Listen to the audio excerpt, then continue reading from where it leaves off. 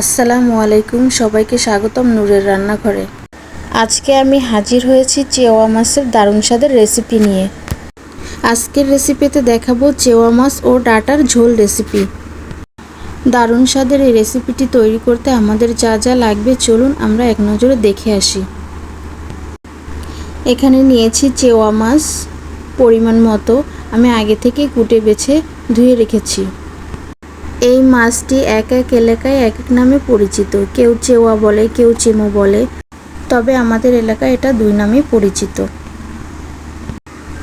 এবার নিয়েছি পরিমাণ মতন ডাঁটা, এটাকেও আমি আগে থেকে কুটে বেছে ধুয়ে রেখেছি।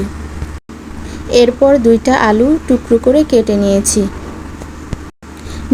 2টা পেঁয়াজ কুচি। চলুন এবার কথা না বাড়িয়ে চলে যাওয়া যাক মূল রেসিপিতে। বিসমিল্লাহ। প্রথমে একটি চুলাতে কড়াই বসিয়ে কড়াইটা গরম করে নিয়েছি। দিয়েছি পরিমাণ মতো তেল। তেলটি গরম হয়ে গিয়েছে, দিয়ে দিচ্ছি পেঁয়াজ কুচি।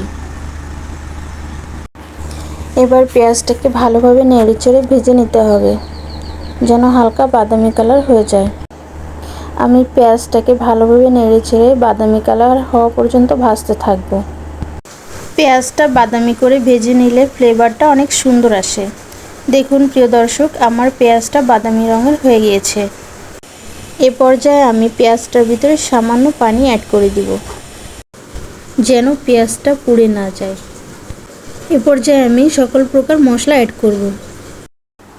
এখন এর ভিতরে 1 টেবিল চামচ পরিমাণের হলুদ গুঁড়া অ্যাড করেছি।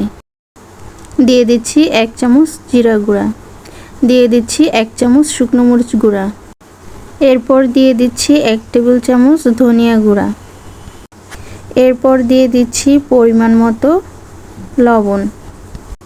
এখন সকল মশলাগুলোকে একসাথে ভালোভাবে নেড়েচেড়ে কষিয়ে নিতে হবে। এখানে ঝাল এবং লবণের পরিমাণটা আপনাদের পছন্দসই দিতে পারেন। এ পর্যায়ে দেখুন ভালোভাবে মশলাটা কষানো হয়ে গিয়েছে। মশলাটা কষানো হয়ে গেলে এখন আমি দিয়ে দিচ্ছি মাছগুলিকে। মশলাটাকে ভালোভাবে কষিয়ে মাছগুলোকে দিলে রান্নার ফ্লেভারটা অনেক সুন্দর আসে, স্বাদটাও খুব ভালো হয়। এখন আমি মাছগুলোকে ভালোভাবে কষিয়ে নিব। এই পর্যায়ে আমি সামান্য পানি অ্যাড করে মাছগুলিকে নেড়েচেড়ে ভালোভাবে কষিয়ে নিয়েছি। দেখুন প্রিয় দর্শক, আমার মাছগুলো ভালোভাবে কষানো হয়ে গেছে। এ পর্যায়ে আমি এখানে আমার কেটে রাখা আলুগুলোকে দিয়ে দিব। আলুগুলোকে দেওয়া হয়ে গেলে এ পর্যায়ে আমি আস্তে আস্তে এর ভিতরে ডাঁটা তরকারিগুলো অ্যাড করে দিব। ডাঁটাগুলোকে দেওয়া হয়ে গেলে এ পর্যায়ে আমরা আরও কিছুক্ষণ ভালোভাবে নেড়েচেড়ে কষিয়ে নিব তরকারিটাকে। এমনভাবে কষিয়ে নিতে হবে যেন এখানেই সমস্ত তরকারিগুলো সেদ্ধ হয়ে যায়। এ পর্যায়ে আমি তরকারিগুলোকে ভালোভাবে নেড়েচেড়ে কষিয়ে নিচ্ছি। এখন আমি এখানে আমার প্রয়োজন মতো পানি অ্যাড করব।